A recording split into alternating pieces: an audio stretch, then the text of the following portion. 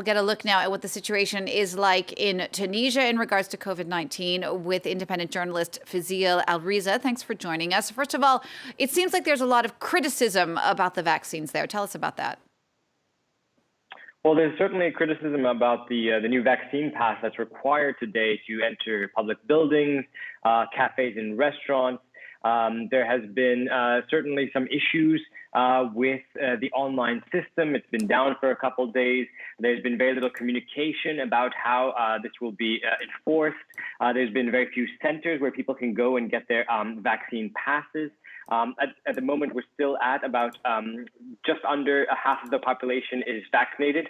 We have seen that vaccination centers have seen a surge of people going to get vaccinated before today. Basically, today is the day that the law requiring that these vaccine passes be shown comes into effect.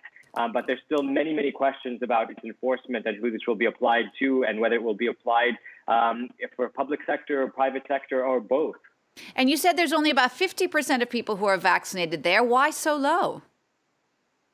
Well, that's one of the challenges.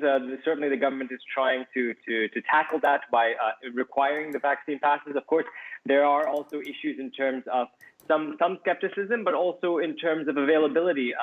There was a very slow start to the vaccine campaign. There was very little communication about it at the beginning. Certainly some areas, rural areas, had difficulty in accessing it. They tried to solve some of those by having actually the military going down to rural villages to do a vaccine campaign.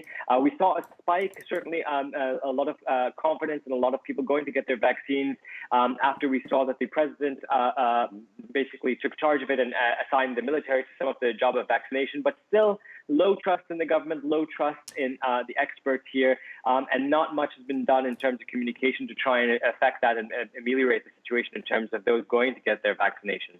Fadil, thanks for that. Fadil Aliriza reporting for us there from Tunis.